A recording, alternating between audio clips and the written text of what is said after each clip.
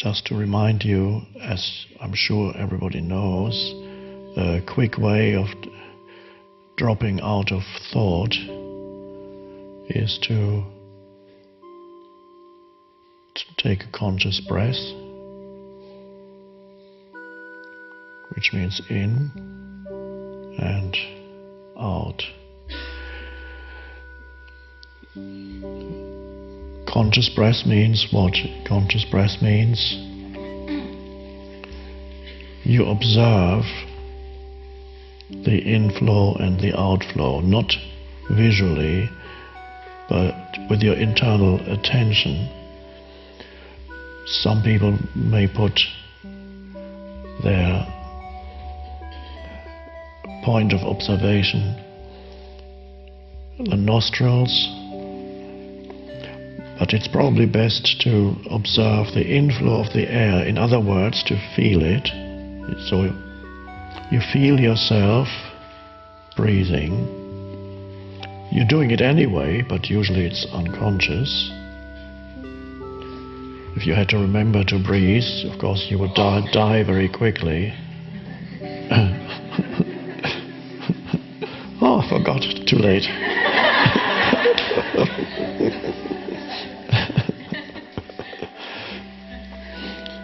So conscious means your attention is there. Your attention then follows the breath as it moves into the body, and you feel that. And it follows the breath as it moves out. That is the one conscious breath, in and out. And immediately your attention has disentangled itself from thought, consciousness. So that's how you can discover inner space immediately. Even one conscious breath means one in, one out. That's one breath. Takes about, who knows how long it takes, 15 seconds, whatever, 10 seconds. 10. Depends on the length of your breath. You don't need to particularly make it very long or any different. The body is doing it anyway, so you're just observing what's happening anyway. And you will find, if you're really there, if you're there with your attention at the beginning of the breath and the middle of the breath and the end of the breath, and again the middle of the out breath and the end of the out breath, you're not thinking.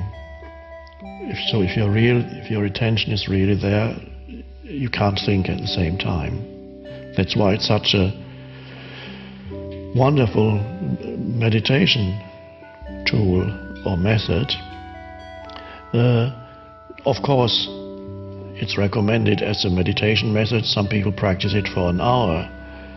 What I'm saying here, you can intersperse your life with mini meditations consisting of 1 or 2 conscious breaths. Those are mini meditations you can do anywhere, wherever you are.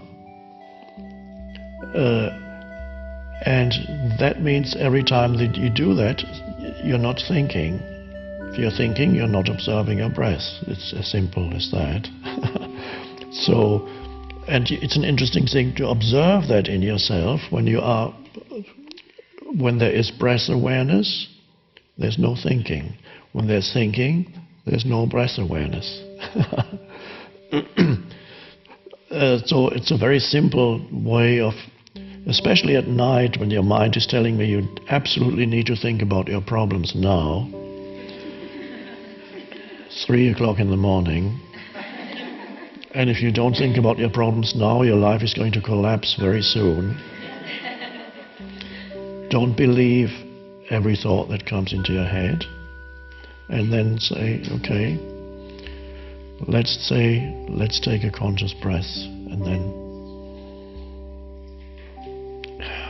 immediately you notice a shift in consciousness because you stepped out of thinking. And that will feel so good that you might want to take another one. And it's not a drug, it's not another fix. A drug usually quickly takes you below thinking. But the awareness that we talk about here takes you above thinking. it requires an alertness. There are certain similarities, of course, between the state below thinking and the state above thinking, but there are huge differences too.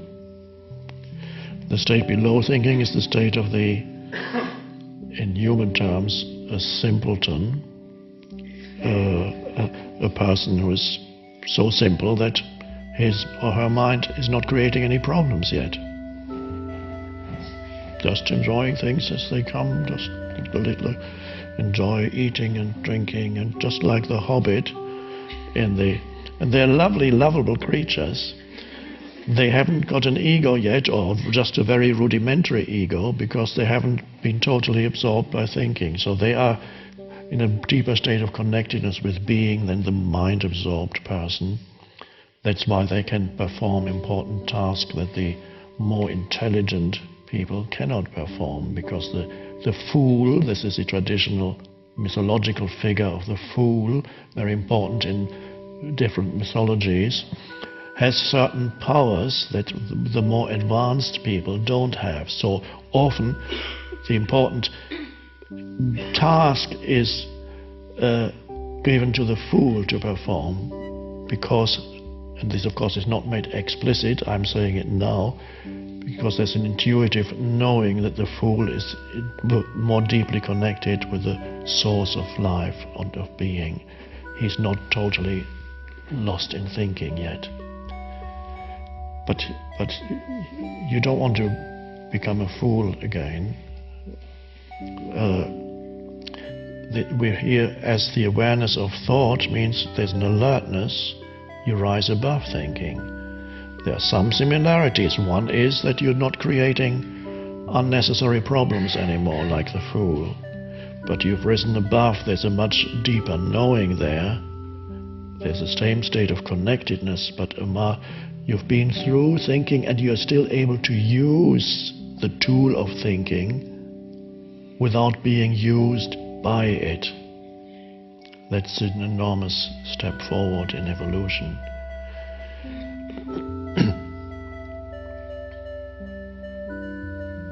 But to an external observer, sometimes the fool and the so-called awakened human, they can't tell the difference, because they both look very simple. They go.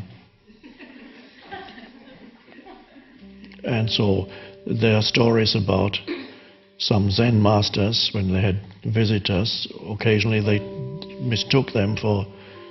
There was one visitor arrived to see a famous Zen master, and there was a person working in the garden, and he said, well, where's your master? And he said, in there, in that room. And when he got into that room, the same gardener was sitting on the chair of the master, and said, what are you doing on his chair? And then it turned out that the gardener that looked so simple, he was the master.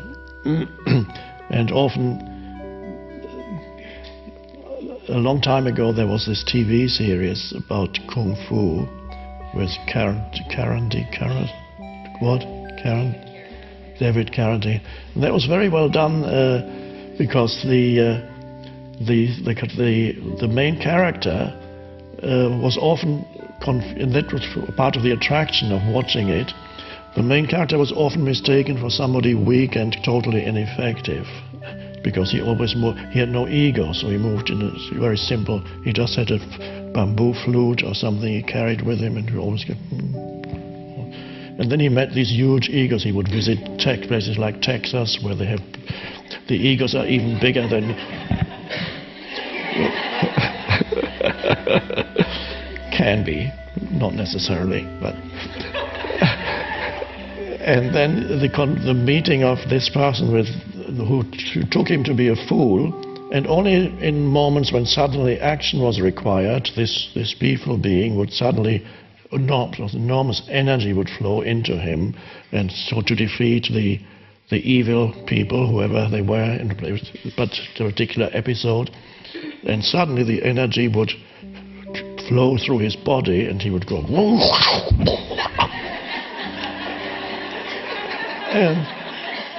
And then immediately would go, there's no ego that said, I did it. No, immediately, no identification with this action, immediately going back to presence, as if nothing had happened.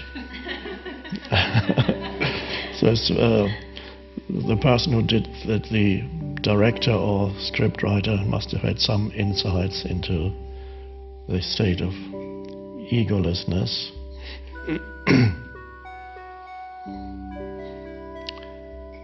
So, on conscious breath, out breath, and you rise above thinking. You don't become stupid. You don't need to fear that. You don't become stupid when you're not thinking. You actually connect with a more powerful intelligence that can then use thought when it's needed. You only become stupid when you're not thinking, when you're drifting off into sleep or unconsciousness. It's a state of relative torpor, or whatever the word is. So when you get tired, a certain torpor, if that's the right word, comes over you, and you go to, and you're not thinking anymore. That yes, there perhaps you're moving towards a certain state that could be called stupid. But this is very different. You rise above thinking, and that is actually, you're connecting with that deeper intelligence that is consciousness itself, the unconditioned consciousness. And then, as you make that your habitual place where you dwell, your mind can actually work more effectively, because it can be used by that. It's because you have developed it already. You developed it, it became an ego, and now you transcend it, which means you don't leave it behind completely. It's still there to be used effectively. But you cannot use the mind effectively as long as the mind is using you. Then you have an imposter pretending to be you, and thinking all kinds of thoughts according to its conditioning, which have nothing to do with you. They're the conditioned thoughts. They're conditioned by your upbringing, by your environment, by the culture you grew up in, and so on. And so all this continuous stream of thinking that is invested with a sense of self takes over and pretends to be a person. Well, basically that's what a so-called person kind of is. A conditioned thought activity that is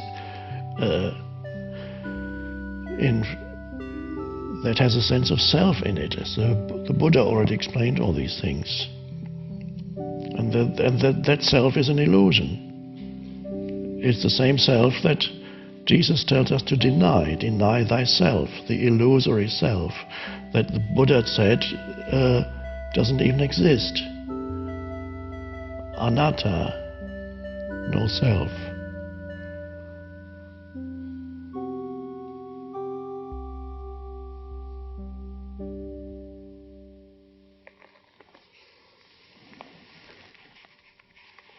I'll take so remember the breath many times during the day, and that may take you into also, you begin to feel your body more easily as you take a conscious breath or two, and you feel the inner aliveness in the body. You can take your attention also directly into the body. It's another way related to breath, because breath takes your attention into the body, but you can focus on the body more. So that's another way of taking attention out of thought. So if you think you can't, your mind won't leave you alone, I just cannot stop thinking, this is not true. That's just another thought that tells you can't do it. So if you believe that thought, then that becomes true for you. But if you realize that thought, that I can't do it, I have too much on my mind, or whatever expression you use, I have too much on my plate, which means your mind, can't do it now, maybe a little later. Or, of course, it never comes with a moment when your mind tells you, okay, now you can stop thinking. But you can, so tension in the body. Immediately you step out. It can be a choice. There's enough awareness in you to have the choice. There are still millions on the planet whose awareness is not developed enough to even have a choice as far as their inner state is concerned. They are totally run by their conditioning, totally conditioned entities. So to tell them that they have a choice would be wrong. They don't. You need to come to a place where there's already a certain degree of awareness. There's already, to a limited degree, you have separated from thinking and realized there's an aware space and there's my thoughts. Then you begin to have a choice. And ultimately, of course, everything you express in language is a limited perspective, is never the entire truth. So whenever anybody says anything, it can never be the complete truth. You always have to look at other perspectives too. When I say you have a choice, this is what it appears to be, and it's a useful and helpful perspective. Ultimately, you are not separate from the totality of consciousness. So I might as well say then, consciousness chooses to express itself through you, but to you it looks as if you had a choice. But you are consciousness.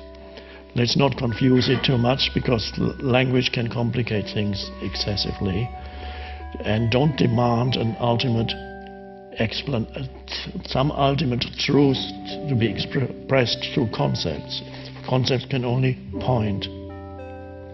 The famous finger pointing to the moon, the Buddhists talk about. The finger pointing to the moon.